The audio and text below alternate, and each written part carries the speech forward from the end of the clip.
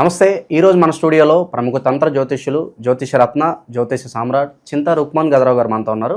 So గురువు గారితో మాట్లాడేద్దాం. నమస్కారం గురుగారు. మాతృదేవోభవ, పితృదేవోభవ, ఆచార్య దేవోభవ. ఓం నమో మాందీశ్వరాయ నమః. గురుగారు, ఆగస్టు మాసం, విశేషంగా శ్రావణ మాసం, మేషరాశి వారి పరిస్థితి ఎలా ఉండబోతుంది? ఎస్పెషల్లీ ఏళ్ళనాటి శని తాలూకు ఇంపాక్ట్ అనేది ఈ ఆగస్టు మాసం ఏమన్నా వీళ్ళ మీద చూపిస్తుంది అంటారా? ఓవరాల్గా ఎలాంటి జాగ్రత్తలు తీసుకుంటే బాగుంటుంది అంటారు? 2025 ఆగస్టు మాసం మేషరాశి ఫలితాలు చెప్పుకునే ముందు సహజంగా మేషరాశి వాళ్ళ గురించి, వాళ్ళ సహజ సిద్ధమైనటువంటి స్వరూప స్వభావాల గురించి మనం మాట్లాడుకుంటే, మేషరాశి వాళ్ళకు ప్రస్తుతం ఏళ్ళనాటి శని ప్రస్తుతం జరుగుతున్న గోచారంలో కన్ఫ్యూజన్లో ఉంది. అంటే శని వక్రించేసాడు. వక్రించినప్పుడు గ్రహం ఏమవుతుంది, రివర్స్లో ఉన్నప్పుడు వ్యయస్థానము, లాభస్థానము రెండింటిపైన ప్రభావం ఉంటుంది. అంటే గ్రహం వెనక్కి తిరిగిందంటే ఆ రాశి పైన ప్రభావం ఉంటుంది, అంటే వ్యయస్థానం పైన ప్రభావం ఉండదు. ఆ రాశి పైన ప్రభావం ఉన్నా కానీ అది వక్రించి వెళ్తుంది కాబట్టి దానిపైన కూడా కరెక్ట్గా కాన్సన్ట్రేషన్ ఉండదు. అంటే కాన్సన్ట్రేషన్ లేకుండా ఉన్నట్టు వక్రించిన గ్రహం కాబట్టి ఇక్కడ ఏళ్ళనాటి శని ప్రభావాన్ని ప్రస్తుతం మనం ప్రస్తావించుకోవడం అవసరమే లేదు. అది పనిచేయనట్టే లెక్క. ఒకవేళ ఆయన వక్రించకపోయినా కానీ ముంచుకొని పోయింది ఏం లేదు. ఎందుకంటే మేషరాశికి వ్యయస్థానము మీనం అవుతుంది. మీనము అంటే మీనరాశి అంటే సముద్రము. అక్కడ శని వచ్చినాక వక్రించకపోయినా కానీ అన్కంఫర్ట్గానే ఉంటాడు. సముద్రంలో ఆయన కంఫర్ట్గా ఉన్నాడు. ఇప్పుడు కుంభము భూరాశి, భూమిపైన ఉన్న వ్యక్తి ఒకసారి సముద్రంలోకి వెళ్ళాడంటే ఇక్కడ ఉన్నంత కంఫర్ట్గా ఉండలేడు. ప్లానెట్గానే అంతే పరిస్థితి. ఒకదానికి గందరగోళ పరిస్థితి ఉంటుంది. కాబట్టి మేషరాశికి ఏళ్ళనాటి శని పేరు చెప్పుకుని భయపడి బెంబేలెత్తుకోవాల్సిన అవసరం అయితే ఏమీ లేదు. ఇక వీళ్ళ యొక్క సహజ సిద్ధమైనటువంటి పరిస్థితి మనం ఆలోచిస్తే, ఇప్పుడు వీళ్లకు ఇప్పటి వరకు పెండ్లి కాకుండా ఉన్నవాళ్ళు, అంటే లేట్ మ్యారేజెస్ 25, 30 దాటిన వాళ్ళు ఉంటే వివాహం చేసుకుని బలం పెరిగింది. అదేవిధంగా ఇప్పటి వరకు చేస్తున్న ప్రయత్నాలు చేసి వీళ్ళు ఫెయిల్యూర్స్ ఎక్కువ చూస్తారు. వీళ్ళు ఫెయిల్యూర్స్ అయ్యే దాంట్లో సక్సెస్ అవుతారు. అదే వీళ్ళకి సక్సెస్ అవుతారు, సక్సెస్ అయిపోతారు జీవితంలో. అంటే వీళ్ళు దేంట్లో సక్సెస్ అవుతారంటే ఫెయిల్యూర్స్ అయ్యే దాంట్లో సక్సెస్ అవుతారు మేషరాశి వాళ్ళు. ఎక్కువ ఫెయిల్యూర్స్ చూసినా మళ్ళీ వెనక్కి రారు. వీళ్ళు మళ్ళీ ఇంకో దాన్ని ట్రై చేస్తారు. అంతటా ఆగిపోరు.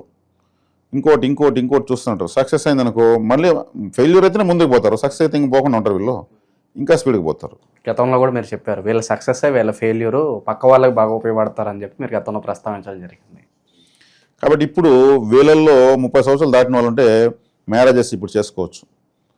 అంటే వీళ్ళు ఇప్పుడు పరిపక్వతగా సెలెక్ట్ చేసుకుంటారు.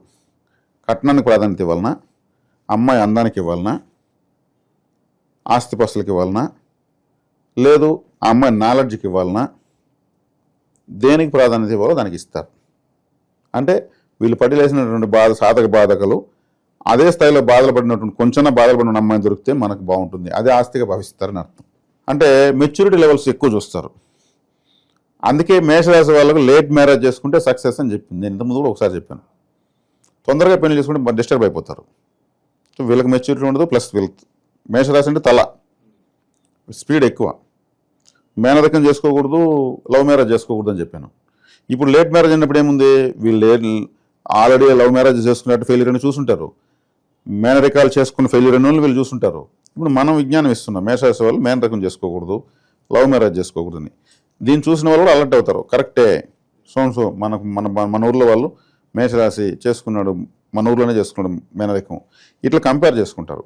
కాబట్టి ఇప్పుడు వీళ్ళు సెలెక్ట్ చేసుకుంటే మెచ్యూర్గా సెలెక్ట్ చేసుకుంటారు. మంచి వివాహం అవుతుంది.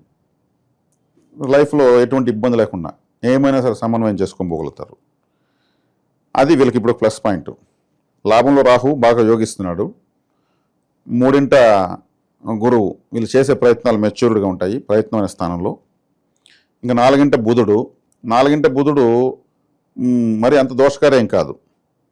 6వ ఇంట్లో కుజుడు వీళ్ళకి బెనిఫిట్. రాశిని చూస్తాడు. 8వ చూపుతో రాశిని చూస్తాడు. కాబట్టి బెనిఫిట్ ఇచ్చే తీరుతాడు. కుజుడు అంటే ఇంకా ఎప్పుడు ఎఫర్ట్. ఇంకా ఆయనకి ఫైటింగ్ చేసే తప్పితే, పోరాడేది తప్పితే ఇంక వేరేం తెలియదు కుజుడు. ఆయనకు సోల్జర్, ఆర్మీ చీఫ్. కుజుడు అంటే ఆర్మీ చీఫ్ ఫ్యాన్ వేసుకొని పడుకుంటాడా? ఎప్పుడు తలకు పని పెడుతూనే ఉంటాడు. కోపము, ఆవేశము, రౌద్రమైన కండ్లు. సైనికుడు ఏం చేస్తాడు? ప్రపంచాన్ని 10 మందికి ఉపయోగపడతాడా? తన ప్రాణాన్ని పణంగా పెట్టి దేశాన్ని కాపాడని చూస్తాడు. మేషరాశి పరిస్థితి. కాబట్టి ఇప్పుడు కుజుడు రాశిని చూస్తాడు కాబట్టి తన రాశి వాళ్ళకి బెనిఫిట్ చేసి తీరుతాడు. మొత్తం మీద చూసుకుంటే ఈ పంచమంలో రవి ఉన్నాడు సొంత స్థానంలో. పంచమ స్థానంలో ఉన్నప్పుడు రవి ఉన్నప్పుడు వీళ్ళ తండ్రికి కానీ వీళ్ళకి కానీ చెస్ట్లో పెయిన్ రావడము, హార్ట్ పెయిన్ రావడం లాంటివి ఉండేదానికి అవకాశం ఉంది.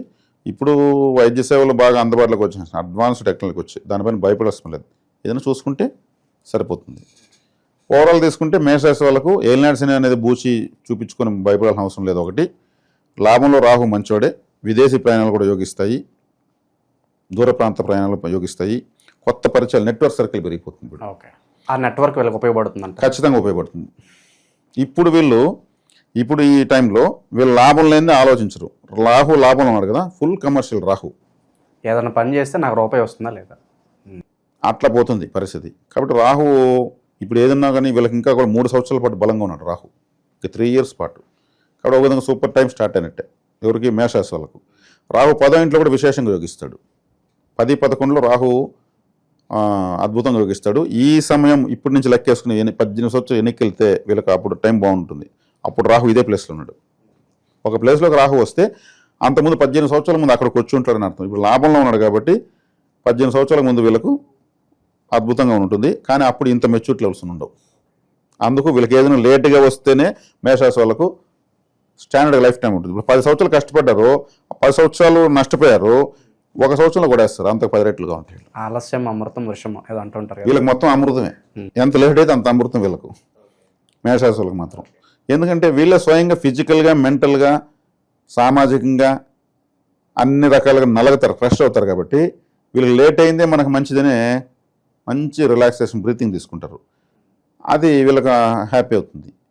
అంచనాలు బాగా వేస్తారు అవతల వాళ్ళని. మేము ఎంతమందిని చూడలేదు ఈ కథలు చెప్పేవాళ్ళనుకుంటారు. కాబట్టి వీళ్ళకి వీళ్ళే గురువులు, వీళ్ళకి వీళ్ళే స్టూడెంట్సు, ప్రపంచమే వీళ్ళ గురువు, అన్నీ వీళ్ళు నేర్చుకుంటారు. వీళ్ళు ఇండివిజువల్ నేర్చుకునేది ఎక్కువ ఉంటుంది వీళ్ళు మేషరాశి వాళ్ళు. అది మంచి స్వభావం కదా. అదే చెప్పింది శ్రీకృష్ణుడు వారు, ఉద్ధరైనాత్మనాత్మనం, నేను ఎన్నంలో నీకు చావు వచ్చినా కానీ గొప్పదే, ఎదుటివారి సలహాతో నీకు అమృతం వచ్చినా అది తుచ్చమైనది. వీళ్ళు సొంతంగా కష్టపడి తెలుసుకునేదే ఎక్కువ ఉంటుంది. కింద పడినా కూడా ఎలా బౌన్స్ బ్యాక్ అవ్వాలి ఆ విధానం అంతా కూడా తెలుసు. బ్రహ్మాండం తెలుసు. ఓకే, ఎలాంటి వ్యాపారాలు విశేషంగా ఇప్పుడు కలిసి వస్తాయి అంటారు వీళ్ళకి, ఇన్ కేసు ఏదైనా స్టార్ట్ చేయాలంటే కనుక?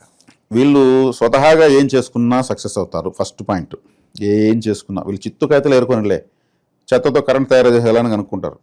అవి చిత్తుకాయతలు కాదు, దాంతో కరెంట్ తయారు చేయొచ్చు, ఎరువు తయారు చేయొచ్చు, ఫర్టిలైజర్ తయారు చేసి కనుక్కుంటారు. దాంట్లో ఆనందం ఉంటుంది. వీళ్ళు ఇంకొకటి చోటకి వెళితే ఆడ వీళ్ళ అదృష్టం బాగలేకుండా వీళ్ళు ఏం చేస్తారు, సలహా ఇస్తారు, ఈ సంస్థ బాగుండాలి అని సలహా ఇవ్వడము, ఆడ ఇంకో 10 మందికి ఉపయోగపడము. వీళ్ళ పని వీళ్ళు చూసుకోరు. అది కంపెనీలకు ఇబ్బంది అయిందనుకోండి, ఏమవుతుంది, ఇంకో కంపెనీ మారాల్సి వస్తుంది. మార్పులు జరుగుతూనే ఉంటాయి. వీళ్ళు సొంతంగా చేసుకుంటే లాభమో నష్టమో వీళ్ళ బాధ వీళ్ళది. ఫైనల్గా వన్ ఫైన్ డే ఎక్కువ ఆంటర్‌ప్రెన్యూర్స్ మేషరాశిలో ఉంటారు. అంటే వాళ్ళు పడి లేసి అన్ని కనుక్కునేసి, అంటే ఒక ప్రాజెక్ట్తో వీళ్ళు గమ్మునే ఉంటారు. వీళ్ళకి ఎప్పుడు ఒక ప్రాజెక్టు ఫెయిల్యూర్, నష్టాలే జరిగిన 4 ప్రాజెక్టులు చూస్తారు వీళ్ళు. 4 కావాలి ఇప్పుడు, కనీసం మినిమం 4 ఉంటే ఒక పని ఉన్నట్టు వీళ్ళకు. 4 పనులు వీళ్ళకుంటే ఒక పని ఉన్నట్టే. అంటే 10 పనులు ఉంటే 40 పనులు ఆలోచించాలి. అడగకపోయిన సలహా ఇస్తారు, నువ్వు ఇలా చేసుకో బాగుంటావు అంటారు. ఎవరు చెప్తారు ఈరోజు, చెప్పేవాళ్ళు లేకుండా చెడిపోతూ ఉంటామంటే వీళ్ళు చెప్పిస్తారు. ఆడ వీళ్ళకి తిట్లు వచ్చినా కానీ మనం ఏం చేద్దాం, నీ కర్మ, చెప్పినావు నీ ఇష్టం అంటారు. అది మంచి క్వాలిటీ, అది బై బర్త్ వచ్చిందనమాట వీళ్ళకు. ఇప్పుడు ప్రజెంట్ అయితే బాగుంది, ఏలినాడు శని అడ్డం పెట్టుకునే అవసరమే లేదు.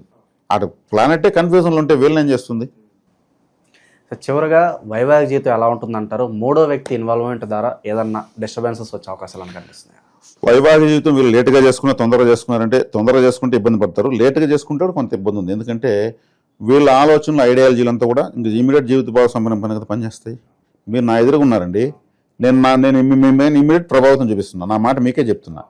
ఇలాగే జీవిత భాగస్వామ్యం వస్తుంది.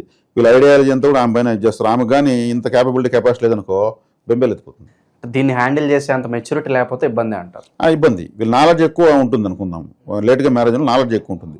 అప్పుడు వీళ్ళు ఏం చేస్తారు, అక్కడ వీళ్ళు మాస్టర్, ఆమె స్టూడెంట్, ఒక్కోసారి అర్థం కాకపో, అక్కడ వీళ్ళు కొంచెం పోవాలి. అట్లాంటి చోట్ల మాత్రం ఇబ్బందులు వచ్చేస్తాయి.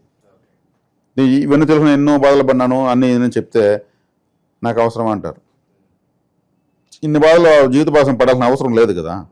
వాళ్ళు ఏదో కర్రీ పెంచి ఇచ్చేస్తుంటారు. కాబట్టి ఇది మనం చెప్పించడం ఎందుకంటే వీళ్ళని ఎగతాళి చేయడం కాదు, వీళ్ళ మెచ్యూరిటీ లెవెల్స్ తగినట్టు వీళ్ళ జీవిత భాగస్వామిని వీళ్ళకి అనుగుణంగా మార్చుకునే మెచ్యూరిటీ చూపించుకుంటారని చెప్పడం అంతే, ఇంకేం లేదు. ప్రజెంట్ శనిగ్రహం వీళ్ళ ఏం చేయలేకపోయినప్పటికీ కాస్త ఆ అనుకూలత రావడానికి శనికి సంబంధించి పరిహారాలు ఏదని చెప్తారా వీళ్ళకి ఏమన్నా?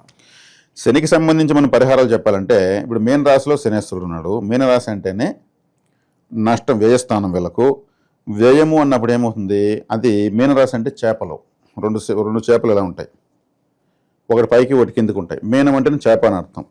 కాబట్టి వీళ్ళు ఏలినాటి మీనంలో శని ఉన్నప్పుడు చేపలు తినకపోవడం బెటర్. అంటే ఆ జీవకారకత్వాన్ని, నష్టం సంబంధించినటువంటిది వీళ్ళు తీసుకోకపోవడం బెటరు. అదే చేపల్ని మార్కెట్లో ఒక కత్తిరించి అమ్ముతూ ఉంటాడు కదా, 1 కేజీ చేపలు తీసుకుని నీళ్ళలో వదిలేయచ్చు, దానికి ప్రాణాన్ని ఇవ్వచ్చు. తత్సంబంధ జీవకారకత్వాన్ని కేజీ కాదు, ఒక చేపను బట్టి నీళ్ళలో వదలండి, అది ఆడుకుంటూ వెళ్ళిపోతుంది, అది చేయొచ్చు. అంటే నష్టానికి సంబంధించిన దాన్ని మనం ఏం చేస్తున్నాము, అనుకూలంగా మారుస్తున్నాము. ప్రత్యక్షంగా ఒక చేపను బట్టి ప్రాణాలు ఇస్తున్నాము. దాన్ని మనమే నోటితో కొరికి తినకుండా ఆ నష్టము అనేటువంటి ఆహారాన్ని తినకుండా ఉన్నాము. మధుర మీనాక్షి ఆలయానికి వెళ్ళి రావచ్చు, ఆమె కూడా గ్రీన్ కలర్లో ఉంటుంది. కాబట్టి ఆ మధుర మీనాక్షి ఆలయ సందర్శన చాలా మంచిది. చేపలను బట్టి నీళ్ళలో వదలడం మంచిది, చేపలు తినకపోవడం మంచిది. ఈ శనేశ్వరుడు సముద్రంలోనే ఉన్నాడు కాబట్టి చేపలు పట్టే వాళ్ళకు, పడవ నడిపే వాళ్ళకు, చేపలే కత్తిరించి జీవితంగా అమ్ముకొని బతికే వాళ్ళకు ఏదైనా హెల్ప్ చేయొచ్చు. తత్సంబంధం ఆ రాశి జీవకారకత్వ సంబంధించినటువంటి సర్వీసు, సేవ, పరిహారం చేసుకోవచ్చు. ఓకే, ఓవరాల్గా మేషరాశి వాళ్ళకి మంచి బూస్టింగ్ అయితే ఇచ్చారు. ఓవరాల్గా వీళ్ళ స్థితిగతులు ఎలా ఉండబోతున్నాయి అనేది అద్భుతంగా వివరించారు. ధన్యవాదాలు. ధన్యవాదాలు.